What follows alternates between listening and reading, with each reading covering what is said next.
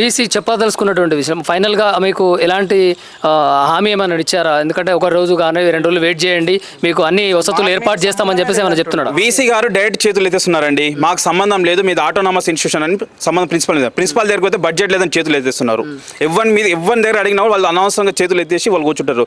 మేము ఈ రోజు సాయంత్రం వరకు మా ఈ మెస్సును తిరిగి ప్రారంభించబోతే రేపటి ఉదయాన్నే నిజాం కాలేజ్ విద్యార్థులందరూ ఏకమై ఉద్యమాన్ని ఉద్యమిస్తామని కూడా ఈ సందర్భంగా తెలియజేస్తాం. మీకున్నటువంటి సమస్యలు పరిష్కరించే మార్గంలో ఎవరిది ప్రముఖ పాత్ర ఉంటుంది? ప్రిన్సిపాల్ ఉంటుందండి.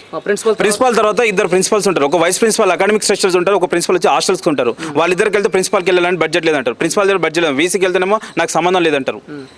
ఇలా విద్యార్థుల ఏ ప్రిన్సిపల్ కూడా వాళ్ళు రిప్రజెంట్ వాళ్ళు బాధ్యత వహిస్తలేరు వాళ్ళు. ఎందుకు ఏమన్నా మీలో ఏమన్నా వ్యక్తిగతంగా కానీ లేకుంటే ఎవరైనా ఇట్లా?